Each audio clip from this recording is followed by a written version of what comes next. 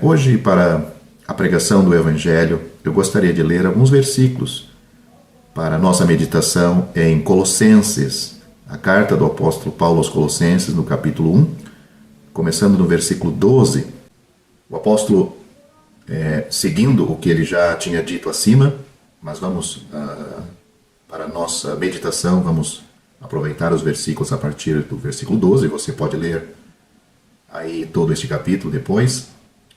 O versículo 12 começa dizendo: dando graças ao Pai, que nos fez idôneos para participar da herança dos santos na luz, o qual nos tirou, então Deus o Pai, nos tirou da potestade das trevas e nos transportou para o reino do Filho do seu amor, em quem, ou seja, neste Filho, o Filho do seu amor, em quem temos a redenção pelo seu sangue, a saber, a remissão dos pecados, o qual é a imagem do Deus invisível. Ou seja, o Filho do seu amor é a imagem do Deus invisível, o primogênito de toda a criação. O apóstolo Paulo, quando se dirige aos Colossenses, nesta carta ele está escrevendo a pessoas salvas, pessoas que um dia nasceram de novo. Elas estavam sem Deus no mundo, nas trevas, mortas em ofensas e pecados, mas agora elas estão em Cristo, foram salvas pela graça de Deus. E nesses versículos que nós acabamos de ler, Paulo está destacando o que Deus fez nestas pessoas, na vida destas pessoas, homens e mulheres, que se reuniam naquela cidade de Colosso, se reuniam ao nome do Senhor Jesus Cristo.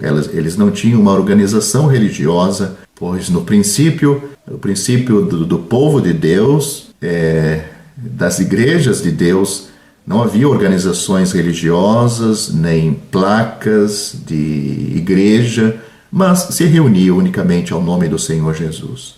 Nestes versículos que nós lemos, Paulo mostra o que Deus fez. Porque no assunto do Evangelho, você lendo com cuidado, quando a Bíblia fala na salvação de um pecador, às vezes ela apresenta o lado que Deus faz, mas também apresenta o lado que a pessoa, o ser humano faz. O lado de Deus, é o que nós vamos pensar, e está em grande destaque nesses versículos, é toda a obra, é tudo. A salvação vem de Deus. Mas qual é o lado do homem?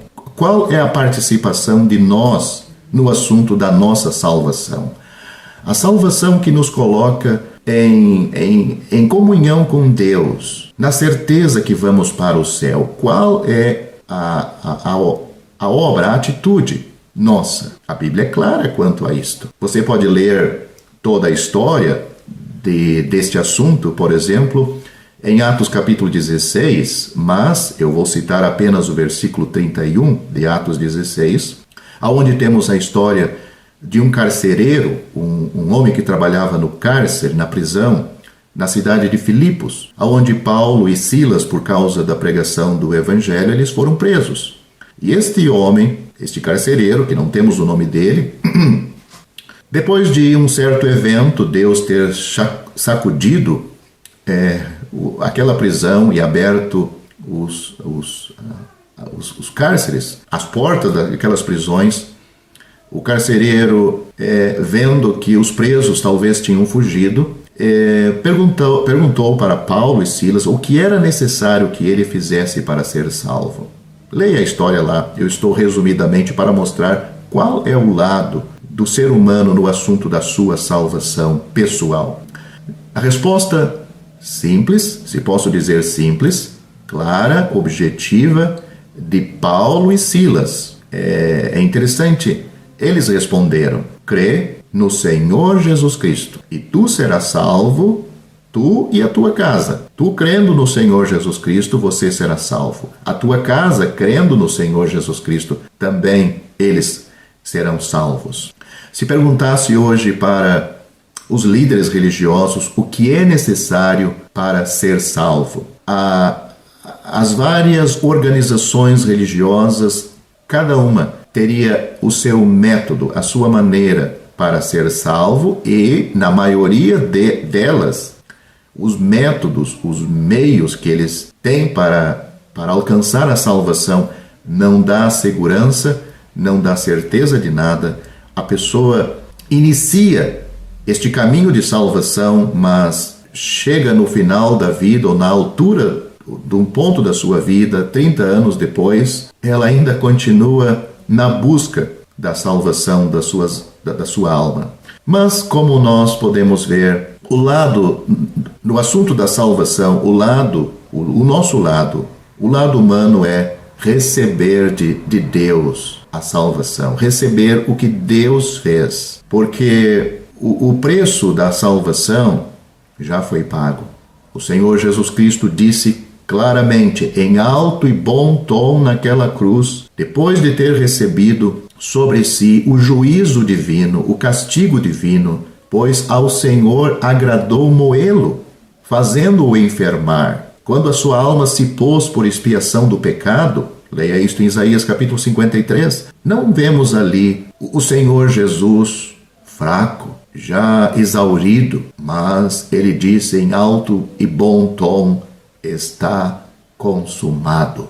A obra da salvação. Tudo que estava registrado nas profecias em relação ao sacrifício de Cristo. Tudo que Deus exigia para a nossa salvação, ele disse, está consumado. Tendo dito isto, expirou, entregou ao Pai o seu Espírito. Entregou-se à morte. A morte não tinha poder sobre ele. A morte, o Senhor Jesus Cristo era um estranho à morte, pois a morte sempre tinha domínio sobre os pecadores, por consequência dos seus pecados, pois aos homens está ordenado morrerem uma vez. Vemos isto começando em Gênesis capítulo 3, pois foi isto que Deus ordenou por causa da desobediência do homem. Mas o Senhor Jesus não tinha natureza pecaminosa.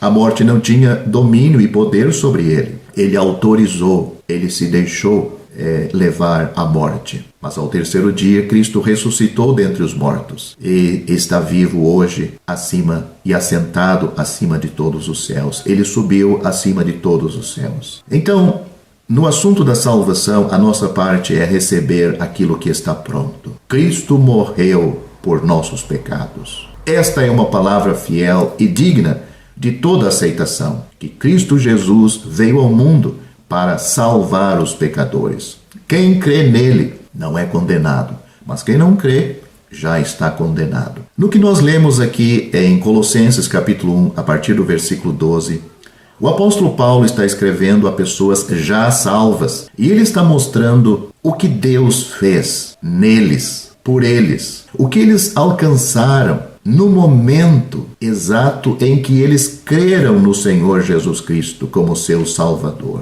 Pecadores arrependidos, pecadores que perderam toda a esperança em si mesmos, mas eles depositaram a sua fé em Cristo. Então, o que eles receberam? Ele disse, damos graças a Deus, ao Pai.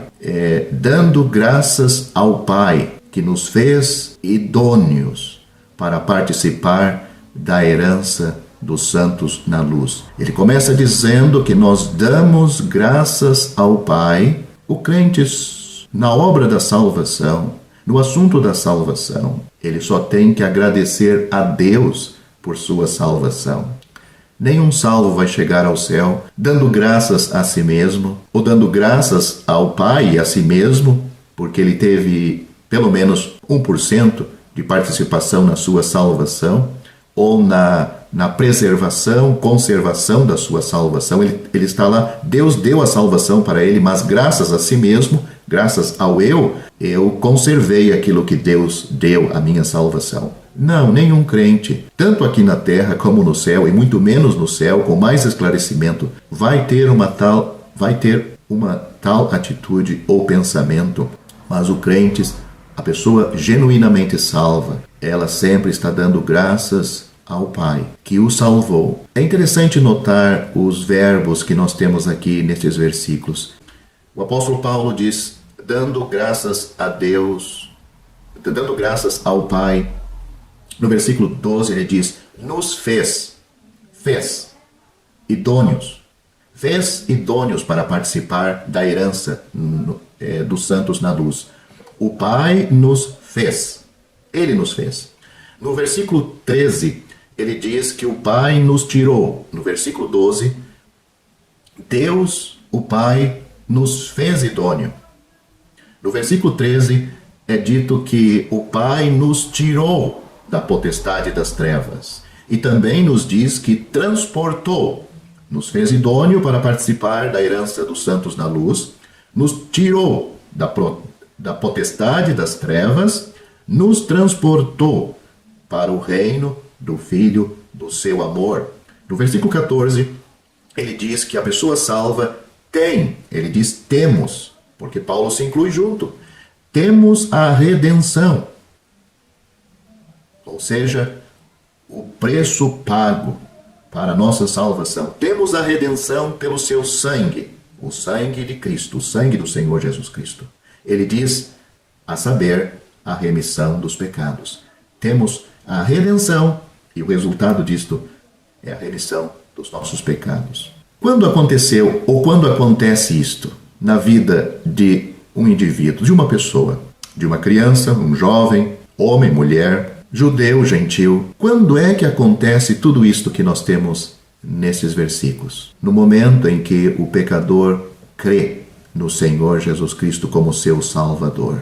A pessoa salva, na maioria das vezes, ela nem sabe que muitas dessas coisas aconteceram. Porque, na maioria das vezes, o que está em foco, está em causa no momento da salvação, é o perdão dos seus pecados. É aquela angústia que ela sente por ser um pecador perdido, no caminho para o inferno. Ele está desesperado, desesperançoso de si mesmo. E quando ele confia em Cristo, que morreu por seus pecados, ele se sente aliviado. Ele vê, ele crê, ele recebe de Deus o alívio, o perdão.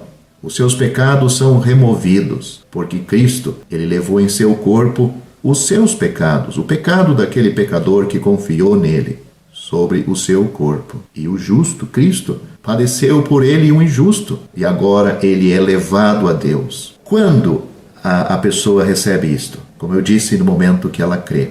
Tudo isto ela recebe gratuitamente. Vamos pensar um pouquinho na magnitude da obra da salvação, o que o crente recebe, o que este pecador recebe. Note, ele nos tirou da potestade das trevas, potestades, domínio, uma região, uma área, potestades das trevas, e nos transportou para o reino do Filho do seu amor. O pecador não salvo, não regenerado por Deus, ele está no reino das trevas, na potestade das trevas. Como sabemos, as trevas se formam, ou ela existe, ela vem a existir por ausência de luz. Até é dito que as trevas não existem. O que existe é a ausência de luz. No jardim do Éden, Adão e Eva, não podemos dizer que eles eram pessoas salvas, porque eles não tinham pecado, então nunca precisaram ser salvos por Deus. Eles tinham comunhão com Deus. O que nós dizemos é que eles estavam em inocência, no estado de inocência. E lá no jardim existiam duas árvores singulares e importantes. Primeiramente, a árvore a árvore da vida. Vamos destacar a árvore da vida que estava no meio do jardim. A Bíblia destaca este ponto. A árvore da vida estava no meio do jardim. A árvore do conhecimento do bem e do mal, que Deus disse para não comer, estava no jardim. Não destaca que ele estava no meio, mas a árvore da vida estava no meio. Essas duas árvores, uma trazia a morte, a outra trazia a vida. Vida eterna, vida num estado de inocência. Adão e Eva tinham comunhão com Deus. Eles estavam na luz, podemos dizer assim. O Senhor os visitava. Eles tinham plena comunhão com Deus. Mas no momento em que eles desobedeceram a Deus, comendo daquela árvore que Deus disse para eles não comerem, esta comunhão foi interrompida. Eles morreram espiritualmente, é o que diz Efésios capítulo 2, versículo 1, estando nós mortos em ofensas e pecados, aquela luz que eles tinham se apagou, as suas almas entraram em escuridão, em trevas, eles se afastaram de Deus, que é a luz. 1 João capítulo 1 diz que Deus é luz. O Senhor Jesus Cristo também disse que Ele era a luz do mundo. Ele disse: quem me segue não andará em trevas. Ou seja, a pessoa que está perto de Cristo, que se apegou a Cristo pela fé, ele está na luz e diz: não andará em trevas. Porque as trevas, como sabemos, é a ausência de luz. Então, todo pecador não regenerado pode ser uma pessoa moralmente correta, pode ser uma pessoa religiosa, pode ser uma pessoa que até leia a Bíblia, ora, frequenta os cultos e pode ser até líderes religiosos, mas que nunca foram salvos, nunca tiveram este encontro pela fé com Cristo como um pecador arrependido, ainda estão nas trevas, estão tateando, porque a luz foi desligada e as suas almas se encontram nas trevas. Mas neste versículo é dito que quando a pessoa crê no Senhor Jesus Cristo, ele é tirado da potestade das trevas e é transportado para o reino do Filho do seu amor. Ou seja, é transportado para o reino aonde Cristo reina, aonde ele é Senhor e Mestre. Um reino de luz, um reino não só de luz, mas de amor. É interessante. E que bênção ser salvo, que segurança é ser salvo. Antes, o pecador estava na potestade das trevas. Segundos depois, quando ele crê no Senhor Jesus Cristo, Deus o transporta. Ele continua na terra, mas o que muda é seu estado espiritual. Ele sente, podemos dizer, em si mesmo. Ele crê na palavra de Deus, mas existe um sentimento pessoal que agora ele está em Cristo. Ele recebe de Deus o Espírito Santo que vem habitar e morar nele. Antes o Espírito Santo estava como, por exemplo, nós vemos isto em Gênesis capítulo 1, que a terra estava em trevas e o Espírito Santo pairava sobre as águas que cobriam a terra e sobre todas aquelas trevas. Então, o pecador não salvo, não regenerado, o Espírito Santo está sobre ele para procurar trazer a luz do Evangelho. Mas depois do pecador salvo, o Espírito Santo vem habitar, vai estar nele, dentro dele, e sempre estará com ele. Leia isto em João, Evangelho de João, capítulo 16. O Senhor Jesus Cristo ensinou isto. Então, agora o pecador salvo, ele está no reino do Filho do amor de Deus, o seu Filho eterno, o seu Filho que ele sempre amou. E neste reino é um reino de luz e de amor.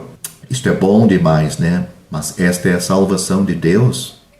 Diz mais, o qual nos tirou nos tirou, Deus nos fez idôneo para participar da herança dos santos na luz. Idôneos, capaz. Antes o pecador não tinha gosto pelas coisas de Deus, não tinha prazer.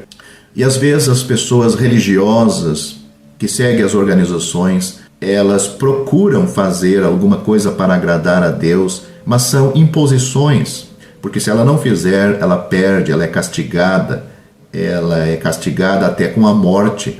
Então, se ela comete certos erros ou falhas, e se ela não frequenta a sua organização, se ela não paga o dízimo, se ela não segue à risca os dogmas daquela igreja, as regras daquela igreja, ela é castigada. Mas este versículo está dizendo que o Pai nos fez idôneo, Ele nos faz idôneo para participar da herança dos santos na luz. É Deus que nos capacitou, é Ele que nos habilitou, nos deixou em condições para participar da herança dos filhos da luz.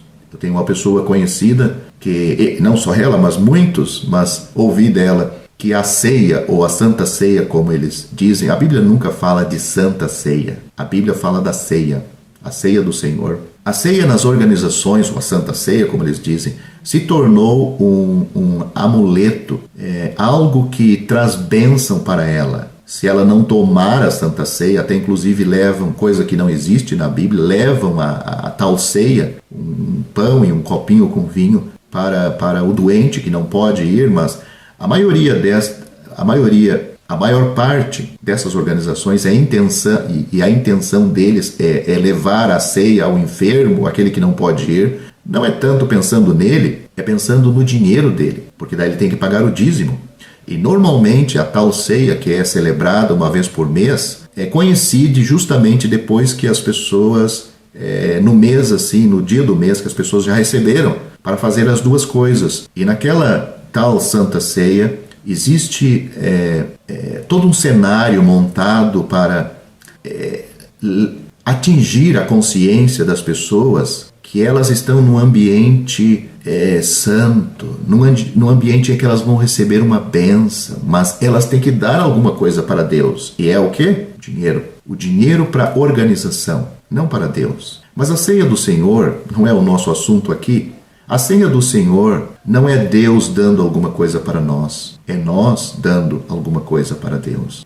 Nós vamos, na ceia do Senhor, lembrar da morte do Filho de Deus. Sim, foi uma dádiva de Deus para nós, mas nós vamos a Ele agradecer, louvar o nome do Pai, lembrar, e para louvar e adorar a Deus, só tem uma forma de adorar a Deus. Não é falar de nós mesmos, é falar do seu Filho. Não tem coisa, se posso dizer com reverência, não tem nada, talvez melhor seria dizer, não tem nada que agrada mais a Deus, o Pai, do que ouvir falar do seu Filho. Na ceia do Senhor, o Senhor Jesus Cristo disse que quando os crentes se reunissem para isto, era para anunciar a sua morte até que ele voltasse. Ou seja, anuncia a morte, mas anuncia que ele está vivo, porque só um vivo pode voltar, né? Então anuncia a sua morte. Anuncia para quem? Primeiramente nós anunciamos a Deus o Pai. Anunciamos a Ele que nós estamos lembrando a sua morte. Anunciamos aos irmãos que estão ali reunidos juntos. Anunciamos ao mundo. Não é nada para recebermos, mas é algo, vamos ali para dar. Voltando ao que nós estamos pensando, Deus nos tirou o Pai nos fez idôneo para participar da herança dos santos na luz, mas diz que nos tirou da potestade das trevas e nos transportou para o reino do Filho do seu amor. Então Deus nos fez idôneo para estarmos participar da herança, uma herança. O crente tem uma herança com os santos na luz. Diz também que nos tirou da potestade das trevas e nos transportou para o reino do Filho do seu amor. Também diz aqui nesses versículos que temos a redenção pelo seu sangue. Todas estas bênçãos, a idoneidade do crente para participar da herança dos santos na luz, para ser transportado para o reino do Filho do seu amor, existia um custo, um preço para isto. E o versículo diz, em quem temos o Filho da redenção, em quem temos, é nele que nós temos a redenção. Foi ele que pagou o preço. E qual foi o preço? A sua própria vida dada, entregue e dada sobre a cruz. O Senhor Jesus Cristo disse em Evangelho de João, capítulo 10, ele disse, eu dou a minha vida por minhas ovelhas. Ele disse, não existe maior amor do que esse, do que alguém dar a sua vida. E ele provou o seu amor para conosco. Deus também provou o seu amor para conosco, em que Cristo morreu por nós, sendo nós ainda pecadores. E Deus prova, o apóstolo Paulo, em Romanos capítulo 5, ele fala que Deus prova o seu amor para conosco, em que Cristo morreu por nós, sendo nós ainda pecadores.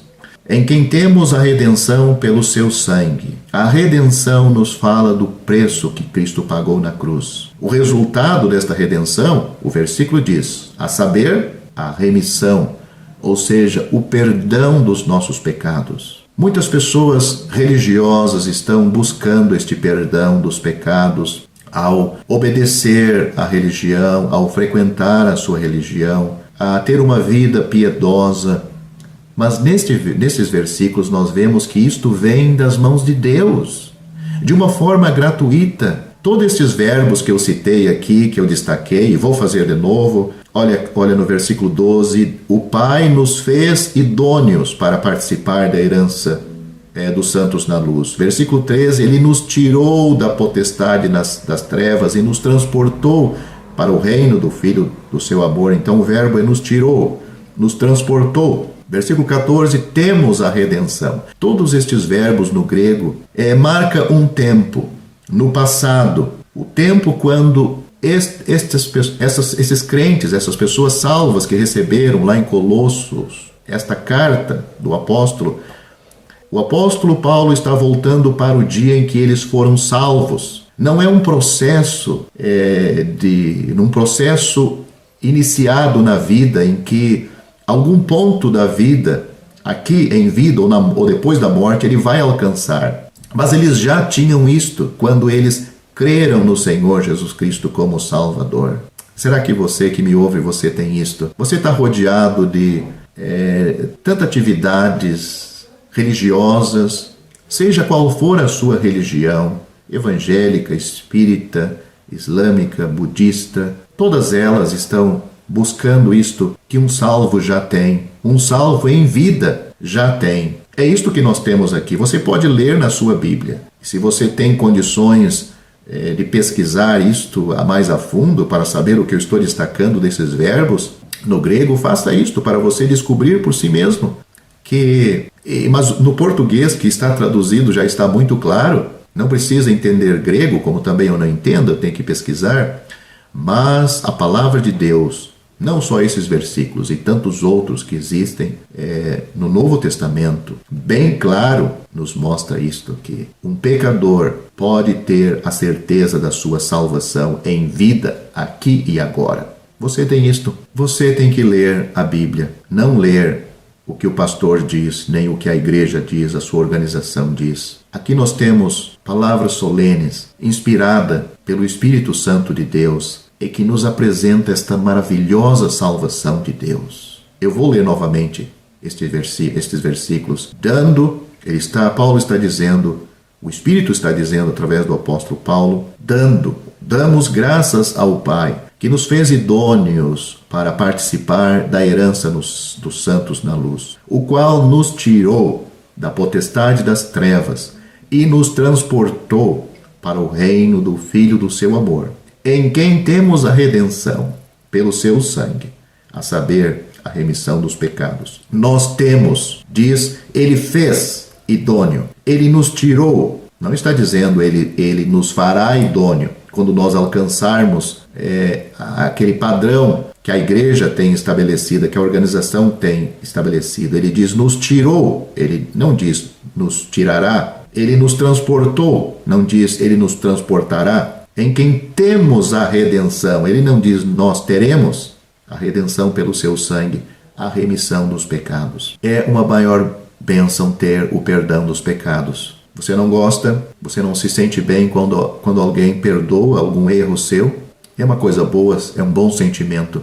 Imagine saber que Deus perdoou não um pecado, mas todos os seus pecados, todos os meus pecados. É o melhor sentimento saber que Deus não está com o seu rosto virado, suas costas viradas para nós.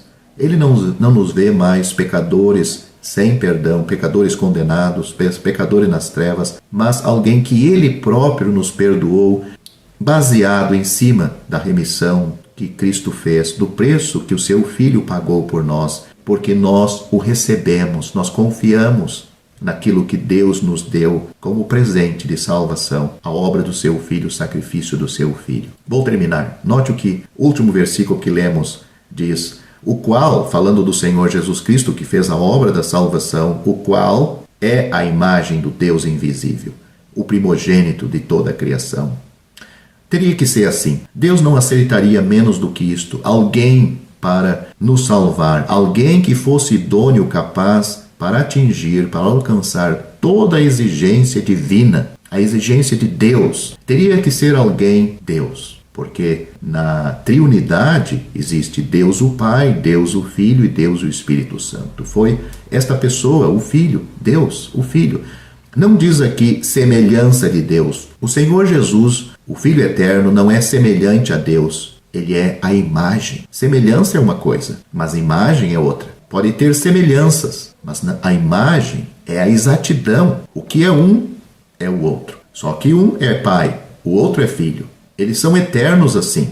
Foi justamente esta pessoa, o Filho, que consumou a obra da nossa salvação. Imagine que obra. Naquela cruz, naquele homem ali, desfigurado, com uma coroa de espinho na sua cabeça, com os cravos nas mãos e nos pés, estava nada menos do que o Senhor Jesus, o Filho de Deus, o Senhor Jesus Cristo. Ele recebeu este nome quando nasceu. O Filho Eterno, o Jeová do Antigo Testamento, estava ali naquela cruz. E foi Ele que pagou o preço. Pagou o preço no assunto da nossa salvação. Você pode crer numa pessoa assim? Eu já fiz isso. Muitos outros já fizeram isto. Estão descansados nele. Você pode fazer. Faça como carcereiro. Leia também Atos capítulo 16. Lemos que ele creu no Senhor Jesus Cristo. Ele levou Paulo e Silas para a sua casa. Ele foi batizado, inclusive, naquela noite, uma pessoa salva. O próximo passo é ser batizada e, na sua crença, vemos que Paulo e Silas pregaram para as pessoas da casa do carcereiro, também foram salvas. Você pode ser salvo. Crê no Senhor Jesus Cristo, também você será salvo.